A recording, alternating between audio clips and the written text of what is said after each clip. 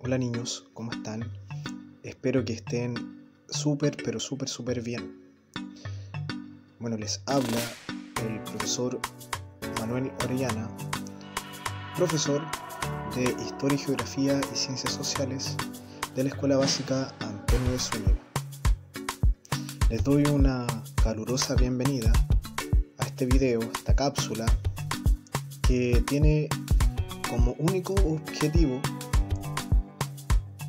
la enseñanza a distancia de algunos contenidos que, si bien al principio a la entrada de clases pudimos verlos, pero quizás no con la profundidad que producto de esta pandemia ha generado. Espero que lo vean, espero que puedan aprender más acerca de algunos aspectos. Si bien he mandado guías para trabajar en las casas, no es lo mismo que estar en la sala de clases trabajando con todos los elementos que conlleva la relación en la clase. Espero que les guste, espero que estén bien en sus casas, resguardándose de esta pandemia, tomando los resguardos necesarios en sus hogares y esperando que esto termine pronto y podamos verlo en una próxima oportunidad.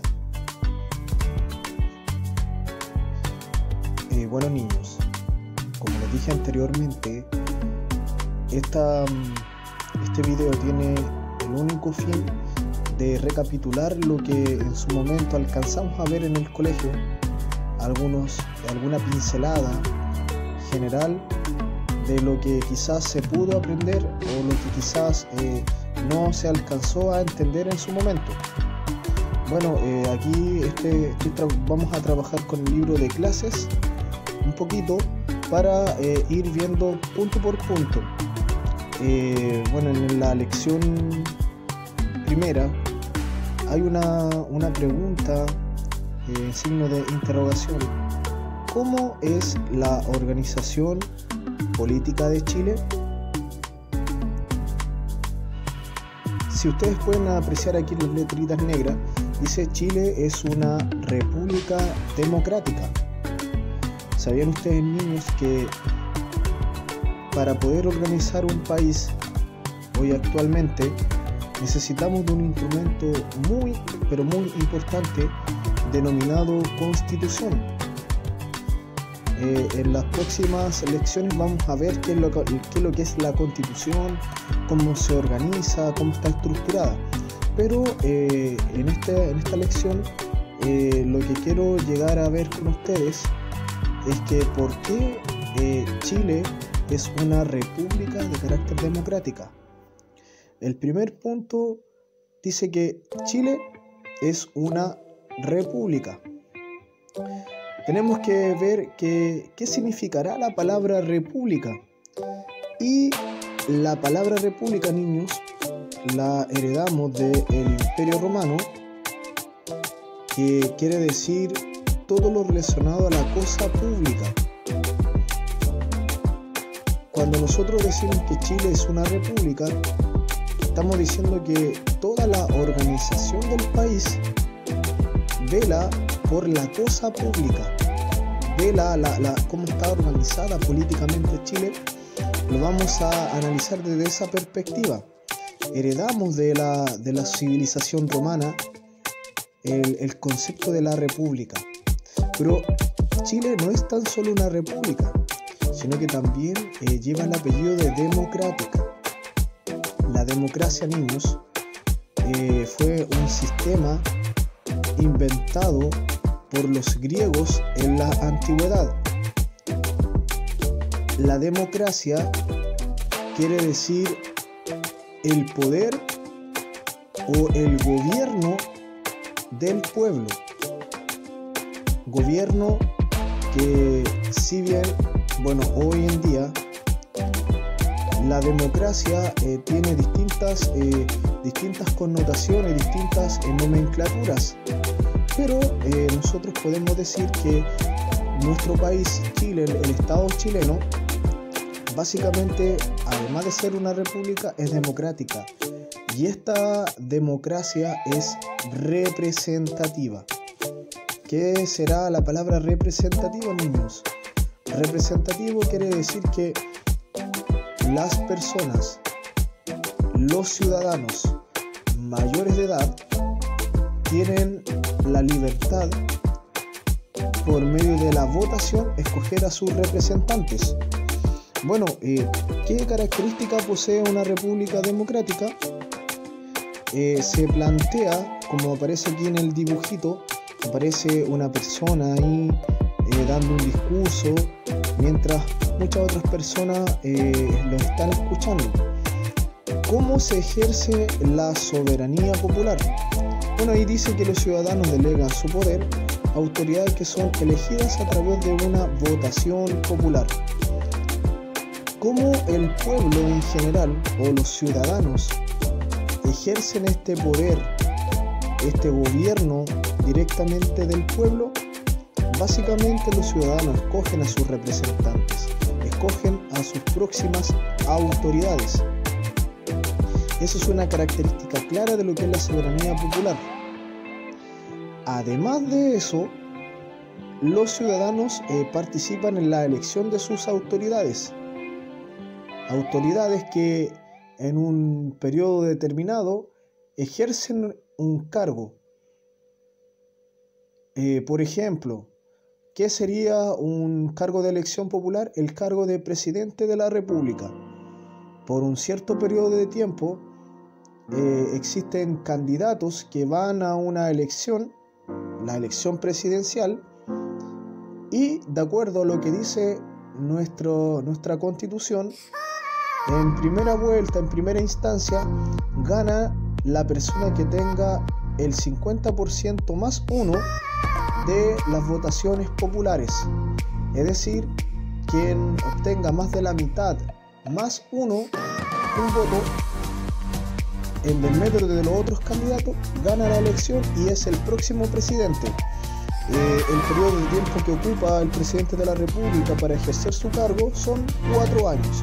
Eso lo establece la Constitución política. También, para decir que Chile es una república democrática, tenemos que adentrarnos a que estamos bajo la tutela de un Estado de Derecho.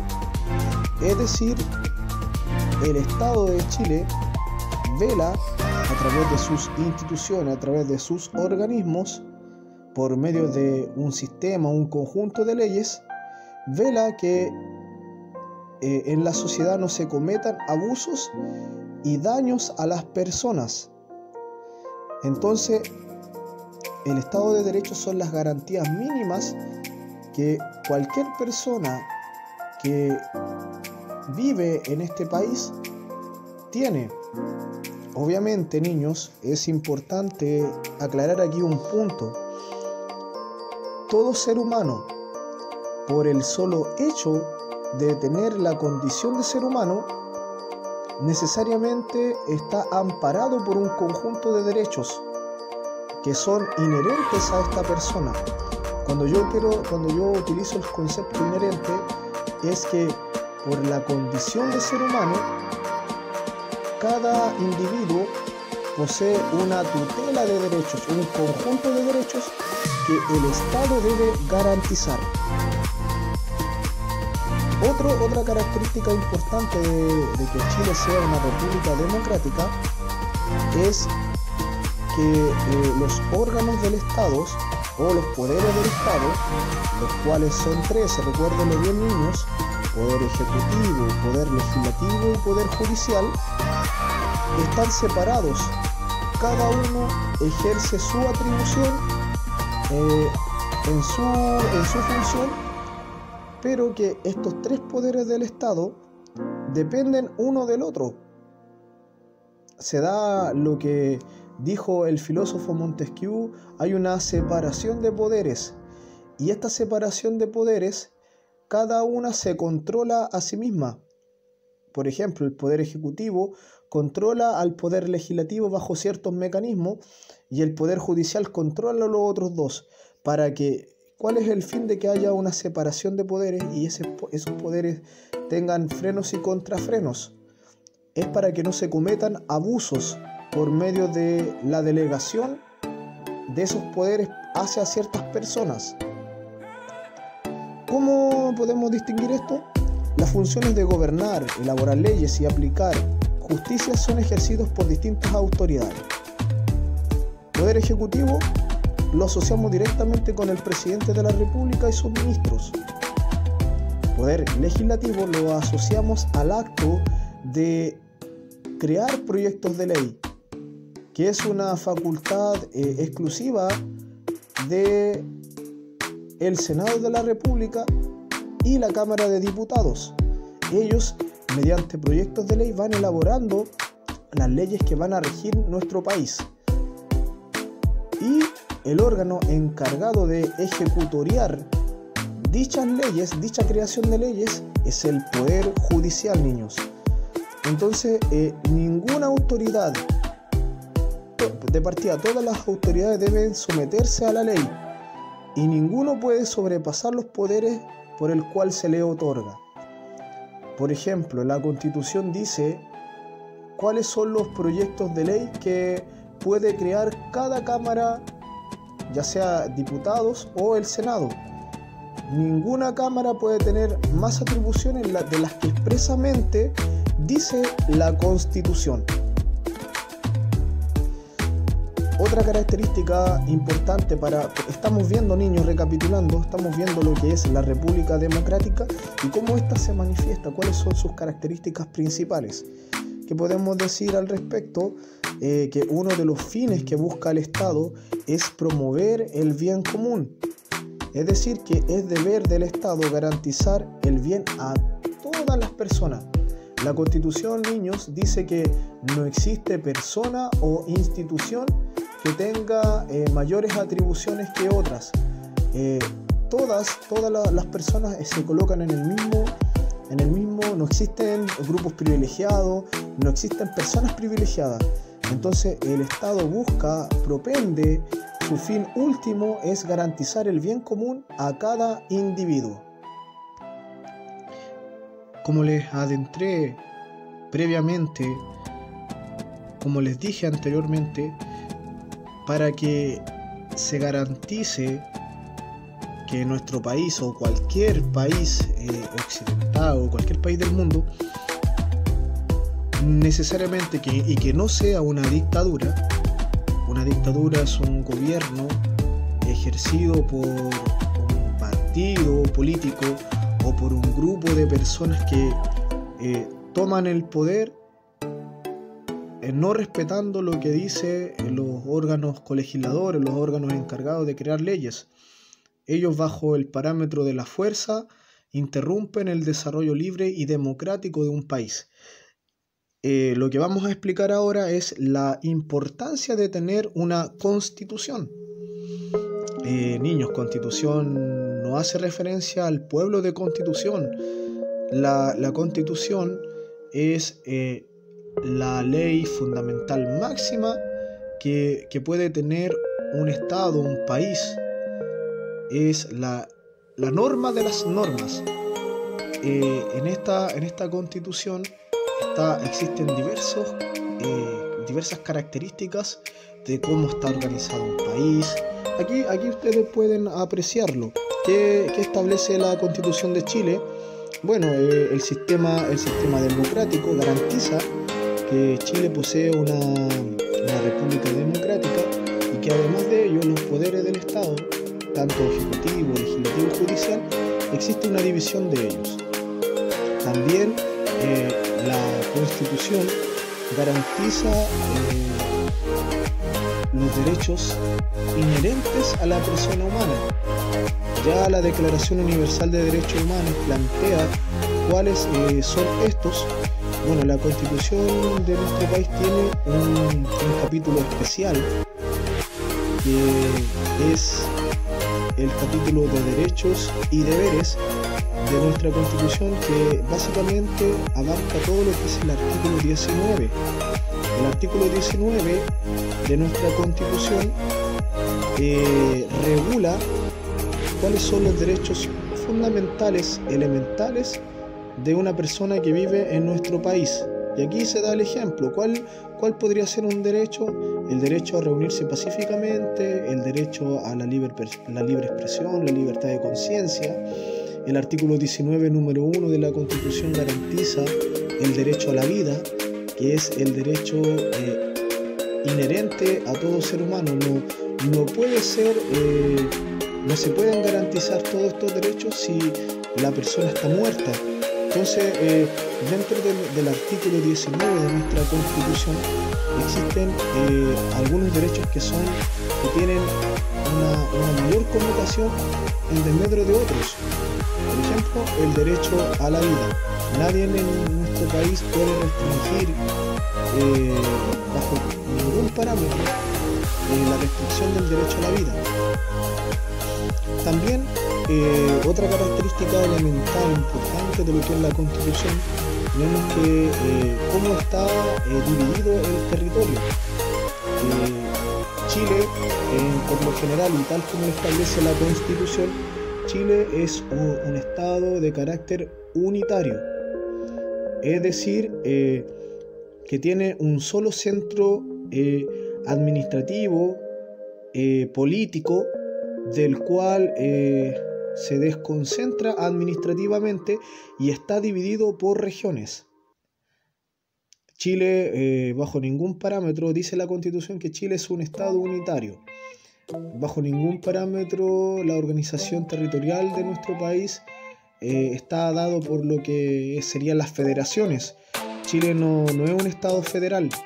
Un estado federal no está dividido por regiones, sino está dividido por federaciones. ¿Qué ejemplo podemos tener al respecto? Países como Brasil, Argentina, Estados Unidos, México poseen un estado, su territorio está dividido por federaciones.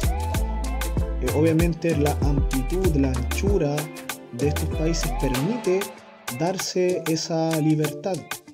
Chile, por el hecho de poseer una larga y larga y angosta franja de tierra, no permite el hecho de que se organice territorialmente a través de federaciones. La Constitución establece el mecanismo de cómo está dividido el país.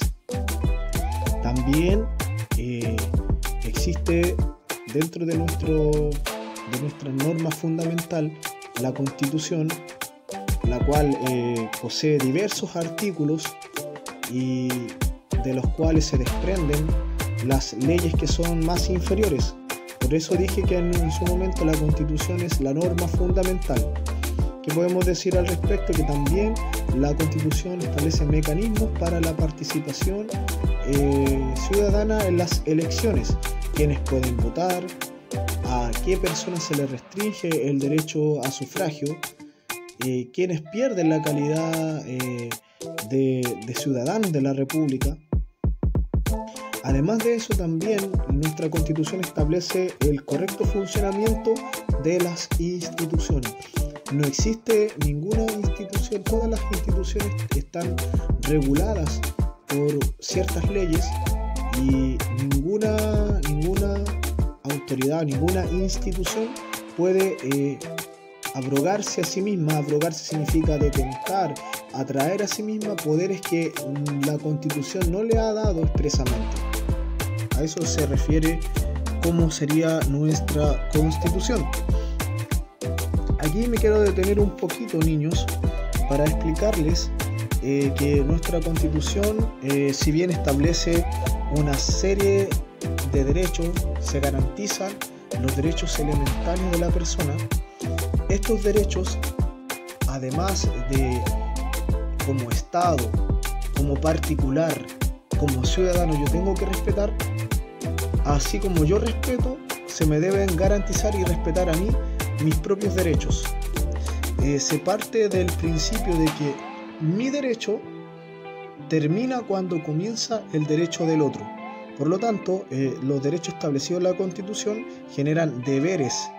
Por ejemplo, si yo ejerzo libremente mi opinión, tengo que esa opinión tiene que estar bajo los parámetros de la tolerancia. Yo no puedo pasar a llevar con mi opinión la opinión de los demás y respetar dicha opinión. Ya dijimos anteriormente que una de las características principales donde principalmente decimos que Chile es una república democrática, podemos agregar aquí el elemento central de que los poderes del Estado están divididos. Existe una división de poderes y estos poderes cada uno no tiene más poder que el otro. Cada órgano del Estado, cada poder del Estado necesariamente se sujeta a lo que dice el otro. Los poderes del Estado se dividen en tres: poder ejecutivo, poder legislativo y poder judicial. ¿Quiénes son los organismos encargados de ejercer el poder ejecutivo? Básicamente este poder está encabezado por el presidente de la República y los ministros de Estado. ¿Cuál es la función principal? La función de gobierno. Y además se conlleva administrar el país y conducir las relaciones diplomáticas en el exterior con otros países. Este poder ejecutivo ejerce su función de gobierno principalmente. El otro poder del Estado que se expresa, el anterior, el poder ejecutivo se expresa por el presidente de la República, quien es Sebastián Piñera en nuestro país, y sus ministros de Estado. Ellos ejercen el gobierno del país. Cualquier presidente, y este dura 4 años en su cargo. El poder legislativo, por su parte, está representado por el Congreso Nacional, tanto senadores como diputados. ¿Cuáles son las principales funciones de estos órganos? Primer punto: proponer, revisar y discutir los proyectos de ley. Es decir, propone, revisa y discute todas las leyes que pasan por diversas cámaras. ¿Cómo se expresa esto? A través de comisiones. Y esas comisiones van presentando los proyectos de ley, los cuales se llevan a votación.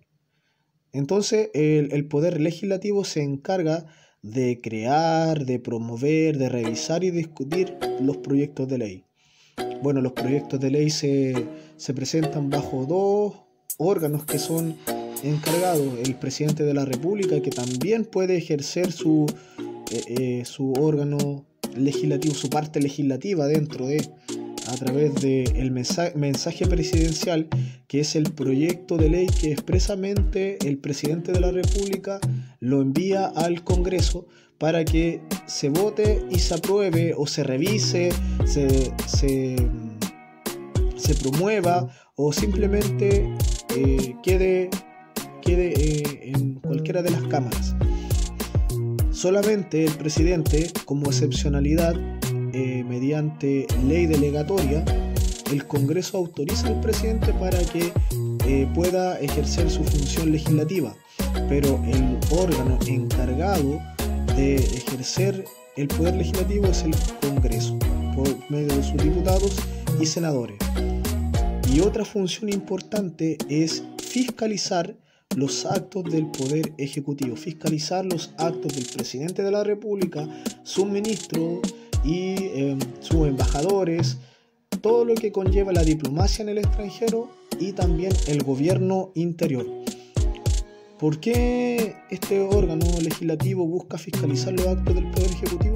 Para evitar todo tipo de abusos, para evitar todo tipo de donde el presidente se salga de lo que expresamente le autoriza constitucionalmente. el tercer poder del Estado tenemos lo que es el poder judicial. Este poder es ejercido por la Corte Suprema y la Corte de Apelaciones y todos los tribunales de justicia. ¿Cuál es la función principal del poder judicial? Aplicar todo lo que expresamente con anterioridad son proyectos de ley. Mediante los diversos jueces se ejerce esta función, este poder. ¿Qué es lo que hace la Corte Suprema? Vigila el funcionamiento de todo el sistema judicial. ¿Qué hacen los jueces? Juzgan a las personas que han sido acusadas de cometer ciertos delitos. Delitos que pueden ser de carácter penal, ya sea a través de un crimen, o también tienen algunos delitos de carácter civil, que detrás de eso, ¿qué sanción puede traer cuando un juez juzga a una persona? Trae aparejado una sanción de carácter civil, que puede expresarse en una indemnización.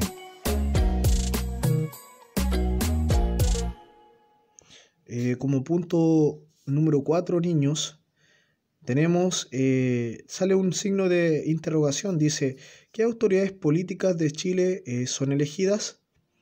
Bueno, nuestra Constitución establece expresamente que en nuestro territorio nacional la unidad territorial máxima es la región, pero cada región está dividida por provincias y a su vez las provincias están divididas por comuna.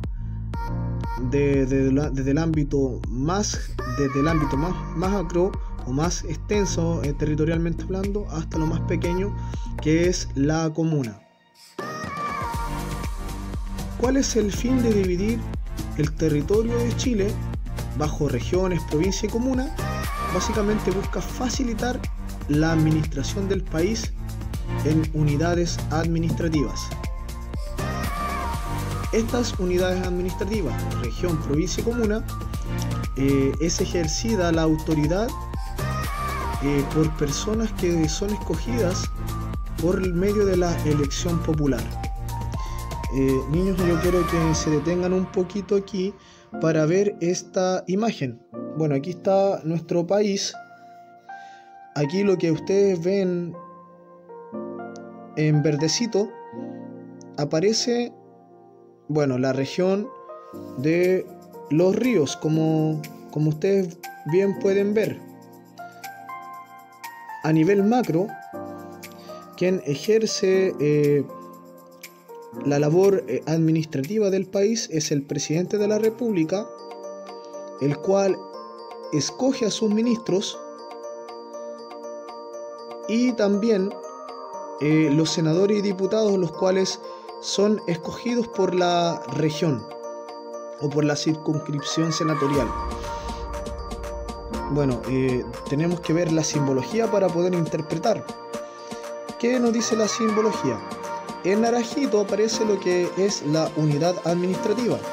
Dijimos que son 3, región, provincia y comuna. En azulito están las autoridades que son elegidas y en verde las autoridades que son designadas. Si ustedes ven aquí, presidente, senador y diputado están azulito. Por lo tanto, guiándonos por lo que dice la simbología, claramente ellos son elegidos por votación popular, por la ciudadanía. En verde aparecen los ministros de Estado. Los ministros de Estado son designados, son de exclusiva confianza del presidente de la República. Como anteriormente dijimos, la región de los ríos se divide en provincia, que es la unidad territorial un poquito más baja. La provincia de Valdivia es un ejemplo. De toda la región, si se dan cuenta, hay una parte que está marcada que representa a la provincia de Valdivia. Si nos vamos a una unidad territorial más pequeña, tenemos lo que son las comunas. La comuna le viene en cuanto a lo que es en tamaño a lo que es la provincia. Y en un ejemplo tenemos la comuna de Payaco. Si nos vamos desde lo más pequeño hasta lo más grande, podemos decir que las autoridades que son escogidas por votaciones son los alcaldes y los concejales en la comuna. En la provincia, por su parte, la provincia de Valdivia, tenemos el delegado presidencial provincial, que es, bueno, antiguamente con el sistema, porque van a haber cambios en el año 2021. Actualmente, el máximo exponente de una provincia es el gobernador, pero con el cambio van a ser los delegados presidenciales provinciales. Estos son designados por el presidente de la República. Si nosotros nos vamos a la unidad un poquito más grande, que es la unidad más grande, que es la región, tenemos que existe el intendente de la región. Y el intendente de la región es designado por el presidente de la República. Pero acá en la imagen tenemos una información irrelevante. Dice que desde el año 2021 serán reemplazados. ¿Por qué van a ser reemplazados los intendentes? Por los gobernadores regionales y por los consejeros regionales o cores. Ellos, tanto los gobernadores regionales como los consejeros regionales, como están en azulito desde el año 2021, ellos van a ser elegidos mediante elección popular. No obstante, desde el año 2021 vamos a tener el delegado presidencial regional, que vendría siendo algo muy parecido a lo que es el intendente, pero con menos atribuciones que los gobernadores regionales y los consejeros regionales. Otro tema importante a destacar es lo que es la votación como forma de participación ciudadana. La participación netamente se le garantiza a los ciudadanos de un país por medio de la votación. Vimos anteriormente que las elecciones deben tener ciertas características. Estas deben ser libres e informadas, no debe ser sujeta bajo ningún forzamiento, no puede ser ejercida con intimidación a una persona. La persona, para poder votar, necesita informarse. Las elecciones se producen cada cierto periodo de tiempo, de acuerdo a lo que dice expresamente nuestra Constitución. Y estas elecciones deben buscar el bien común. Acá en este gráfico, en esta imagen, parte la pregunta diciendo: ¿cómo se vota en un país democrático como Chile? Bueno, ¿qué nos dice la Constitución referente a quienes pueden votar? En primer lugar, tenemos acá los chilenos mayores de 18 años que no hayan sido condenados a pena aflictiva. ¿Qué quiere decir que no haya sido condenado a pena aflictiva? De que ese mayor de 18 años no haya cometido algún delito que expresamente lleve más de 3 años y un día de privación de libertad. Si el delito cometido es menor a los 3 años y un día, este chileno que ha sido imputado por un delito puede ejercer el derecho a voto. Superando ese tiempo que expresamente dice la Constitución, el chileno no puede votar, aun cuando sea mayor de 18 años. Acá también habla un poco de los extranjeros. Para que algún extranjero pueda votar en nuestro país, primero que todo debe ser mayor de 18 años. Otro requisito que expresamente dice la Constitución: debe vivir por lo menos más de 5 años en el país. Y otra característica importante: no haber sido condenado a pena aflictiva o algún delito que necesariamente supere la pena aflictiva de los 3 años y un día. En el año 2017 hubo una modificación a la ley de votaciones populares y escrutinio. ¿Qué es lo que se dice desde el año 2017? Que los chilenos que viven en el extranjero podrán votar en elecciones presidenciales, en plebiscitos, una vez que hayan sido inscritos en su país de residencia. Acá se establece quiénes pueden votar. Si por ejemplo un ciego o una persona ciega puede votar, claramente este puede hacerlo, y la Constitución le debe garantizar a una persona ciega o una persona discapacitada de alguna condición física los recursos necesarios para que se pueda votar y no se restrinja este derecho importante. Acá, ¿qué pregunta aparece ahí? ¿Cómo es el voto en la democracia? Primero que todo, el voto que se ejerce por medio de las urnas debe ser, cada persona debe emitir su voto, pero de manera individual. No puede haber una votación en conjunto, tiene que ser individual. Todos los votos, cuando se habla de igualitario, equivalen al mismo valor. No existe un voto más importante que otros. Este debe ser voluntario, no puede ser ejercido por la fuerza, no puede ser ejercido mediante la obligación a una persona. El voto es secreto. Cuando una persona va a votar, necesariamente se encierra en una especie de urna, puedo decirlo de alguna manera, un lugar ahí, una cámara secreta, donde nadie puede ver lo que va a votar la persona. Cuando un individuo, un ciudadano, vota por alguien, necesariamente se entiende que él o ella se informó previamente por quién iba a votar. Y otra característica importante del voto, que este es universal.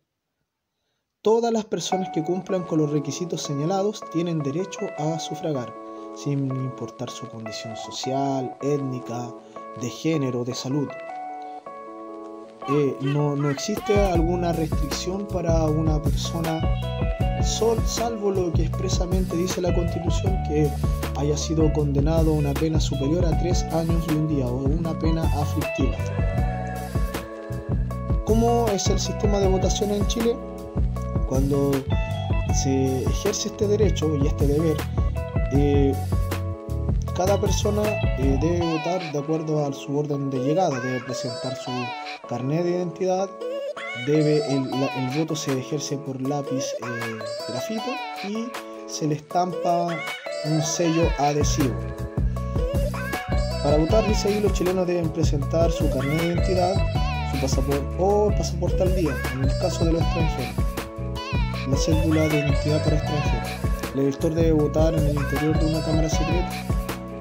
A esta debe entrar solo y no permanecer más de 1 minuto. Existe un grupo de personas que está a cargo de llevar a cabo la votación. Estas se llaman mesas electorales de hombres, de mujeres y mixtas. Nadie puede expresar en el día de la votación por quién va a hacerlo, porque el voto es de carácter personal. Tiene que ser emitido por el votante. No puede ir en representación a alguien más. Niños, en esta parte aparece una pregunta que quizás muchas veces ustedes se la han hecho inconscientemente. ¿Por qué existen derechos y deberes en una república democrática? ¿Qué es importante destacar aquí en esta parte de la enseñanza? Los derechos son elementos esenciales en nuestras vidas,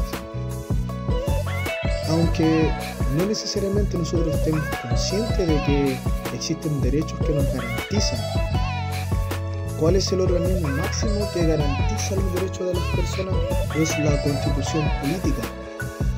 Cosas tan simples como ir al colegio, por ejemplo. Cuando ustedes se levantan en las mañanas para ir al colegio, ustedes básicamente están ejerciendo el derecho que ustedes tienen a su educación. O por ejemplo, cuando uno expresa una idea sin miedo a que alguien lo censure, básicamente usted está ejerciendo su derecho. ¿Cómo dice ahí respetar los derechos contribuye a una sociedad más justa y solidaria. En nuestro diario vivir, nosotros, por el hecho de ser seres sociales, necesariamente lidiamos con el otro. Y recuerdan que yo les dije que el derecho de cada persona termina cuando comienza el derecho de otro. Constantemente, por el simple hecho de ser seres sociables, seres que lidiamos con el otro, necesariamente tenemos que respetar y promover los derechos de cada persona. No existe ningún individuo, no existe ningún organismo que ejerza su derecho y ese derecho esté por sobre mí. Las instituciones, los hospitales, los colegios, todos ellos deben garantizarles a las personas individuales el respeto y la promoción de los derechos. Y el Estado, como máximo agente de un país, a través de la Constitución y las instituciones y las autoridades, debe garantizar el respeto de los derechos esenciales que emanan de la naturaleza del ser humano. Debe respetar y además debe promover los derechos que son propios de los seres humanos. Niños, históricamente, donde primeramente se reconocieron los derechos humanos o los derechos propios de los seres de cada persona, viene de la Declaración de los Derechos del Hombre y del Ciudadano en el año 1789 con la Revolución Francesa, pero donde mayormente los derechos humanos se tomaron en serio como algo propio de las legislaciones internacionales fue una vez que terminó la Segunda Guerra Mundial. Si ustedes revisan los libros de historia, se darán cuenta de que durante este proceso que fue traumante para la humanidad porque se desarrolló una guerra de carácter internacional, de carácter mundial, donde se dio a demostrar el atropello y la vulneración de los derechos esenciales que emanan de las personas. Ahí, no sé, ustedes pueden investigar los juicios de Nuremberg realizados hacia los soldados del régimen nazi y se darán cuenta de que ellos fueron juzgados por los tribunales de justicia por vulnerar derechos esenciales que emanan de la naturaleza humana. El hecho de las prácticas de tortura, el hecho del menoscabo al ser humano es un atropello irrestricto a la condición de ser humano. Por lo tanto, niños, desde esa época en adelante se acordó de forma internacional hacer una declaración de los derechos fundamentales de las personas.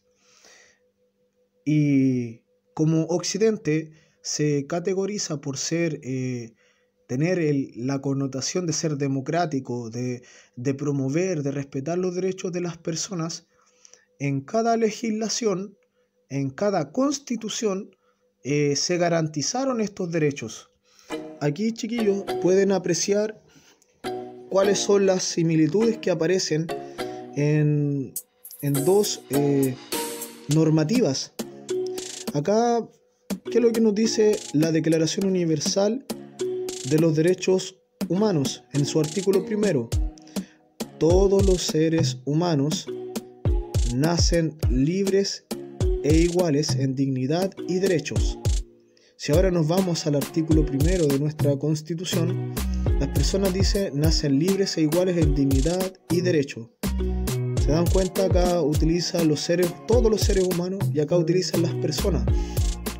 Es una pequeña diferencia, pero al final la sustancia quiere decir lo mismo, que cada ser humano, por el hecho de nacer, nace libre en cuanto e igual en cuanto a su dignidad y la categoría de poseer, de ser un sujeto de derechos. Entonces, la Constitución y la Declaración Universal de los Derechos Humanos son muy parecidos. El artículo 7 de la Declaración dice que todos son iguales ante la ley y no existe alguna distinción en cuanto a los derechos y la igualdad de protección de la ley. El artículo 19, número 2, también lo establece en nuestra Constitución. Establece la igualdad ante la ley. En Chile no hay personas ni grupos privilegiados. Ahí, si se dan cuenta, se parecen mucho. Aquí suma y sigue. En parte lo que yo quiero enseñarles en este día, chiquillos, es que tanto la Declaración Universal como de los Derechos Humanos como nuestra Constitución establecen una serie de garantías fundamentales que se llaman derechos fundamentales y que son propios de la persona. Anteriormente, niños, hablamos acerca de lo que son los derechos, de los derechos que son propios de los seres humanos. Analizamos con anterioridad que el Estado, las instituciones y cada persona debe respetar los derechos que son inherentes a cada ser humano. ¿Qué se garantiza con respetar y promover los derechos inherentes a cada persona? Básicamente se está promoviendo al bien común y a una convivencia pacífica, social y armónica dentro de la sociedad, dentro del país. Entonces, niños, hoy quiero recalcar esa parte en este día donde básicamente tanto las personas, las instituciones y principalmente el Estado deben garantizar el respeto y la promoción de los derechos de cada persona. Y acá nos vamos a un ejemplo claro donde tanto se garantiza un derecho, pero también ese derecho está sujeto a cierto deber. El artículo 8, 19 número 8 de la Constitución establece el derecho a vivir en un medio ambiente libre de contaminación. 19 número 8 lo dice la Constitución. ¿Cuál vendría siendo el deber? Tanto el Estado debe velar para que este derecho no sea afectado y debe proteger la naturaleza. O sea, para que este derecho se garantice de forma plena, el Estado debe supervigilar para que se produzca la preservación de la naturaleza. Otro ejemplo habla de el artículo 19 número 9, el derecho de proteger la salud. Así lo dice expresamente la Constitución en su artículo 19 número 9. ¿Cuál es el deber implícito en este derecho a la protección de la salud? El Estado protege el libre e igualitario acceso a las acciones, promoción, protección y recuperación de la salud y rehabilitación de cada individuo. De esa forma, estas son las acciones que el Estado debe tomar para garantizar el derecho a la protección de la salud. Entonces, si se dan cuenta, siempre detrás de un derecho existe un deber, y el deber es propio de cada derecho. Si yo, por ejemplo, ejerzo mi derecho de opinión o mi libertad de conciencia, ese derecho necesariamente está implícito un deber. Si yo ejerzo una opinión, esa opinión tiene que promover el respeto hacia la persona, hacia los demás. Yo no puedo ejercer o emitir una opinión donde yo venga a atropellar el derecho a otra persona a expresarse libremente. En esta parte, niños, es importante conocer cómo cada uno de nosotros debemos proteger nuestros derechos. ¿Cómo yo puedo ejercer esta facultad que me da a mí la Constitución y las leyes? Cuando yo soy víctima del atropello, de algún abuso o se me vulnera algún derecho, yo inmediatamente debo acudir al Estado, a los tribunales de justicia, para interponer recursos legales. En Chile existen dos mecanismos por los cuales yo, mediante los órganos, mediante los tribunales, yo puedo ejercer esa garantía, mediante el recurso de amparo y mediante el recurso de protección. El primero está expresamente basado cuando una persona es juzgada de manera injusta por algún tribunal y necesariamente se le está tipificando un delito en el cual quizás no se haya cometido.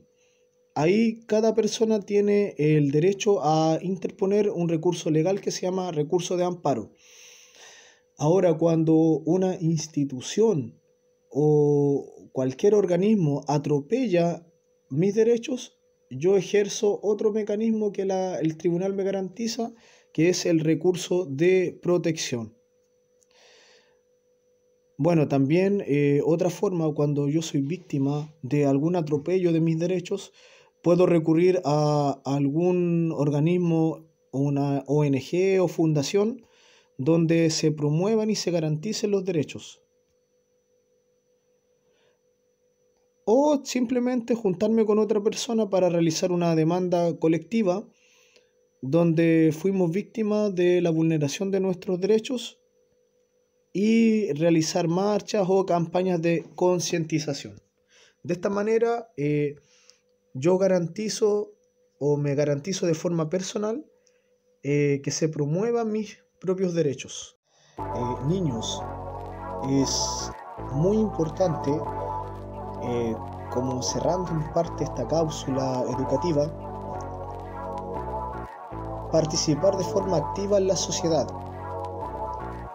No implica necesariamente el hecho de que yo atropelle los derechos de las otras personas. Yo puedo participar en una elección de un curso, puedo participar en ciertos clubes deportivos y necesariamente yo debo presentar una actitud de civismo, una actitud de respeto. Debo dialogar, no debo confrontar. Para llegar a buen puerto, para garantizar los derechos inherentes a cada persona, yo debo ejercer una palabra que es bien compleja en estos tiempos, que es la tolerancia, el respeto, el diálogo, la empatía.